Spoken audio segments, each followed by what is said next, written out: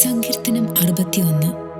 ദൈവമേ, എൻ്റെ നിലവിളി കേൾക്കണമേ, എൻ്റെ പ്രാർത്ഥന ശ്രദ്ധിക്കണമേ.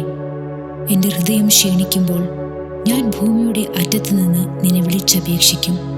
എനിക്ക് അത്യുന്നതമായ പാറയെങ്കിലേക്ക് എന്നെ നടത്തണമേ. നീ എനിക്കൊരു സങ്കേതവും ശത്രുവിൻ്റെ നേരെ ഉറപ്പുള്ള ഗോപുരവും ആയിരിക്കുന്നുവല്ലോ.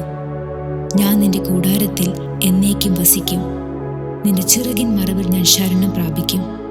ദൈവമേ, നീ എൻ്റെ നേർച്ചകളെ കേട്ടു. നിന്റെ നാമത്തെ ഭയപ്പെടുന്നവരുടെ അവകാശം എനിക്ക് തന്നുമിരിക്കുന്നു.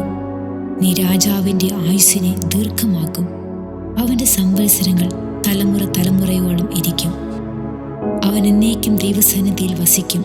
അവനെ പരിപാലിക്കേണ്ടതിന് ദയയും വിശ്വസതയും കൽപ്പിക്കണമേ. അങ്ങനെ ഞാൻ തിരുനാമത്തെ എന്നേക്കും കീർത്തിക്കുകയും എൻ്റെ നേർച്ചകളെ നാൾതോറും കഴിക്കുകയും ചെയ്യും.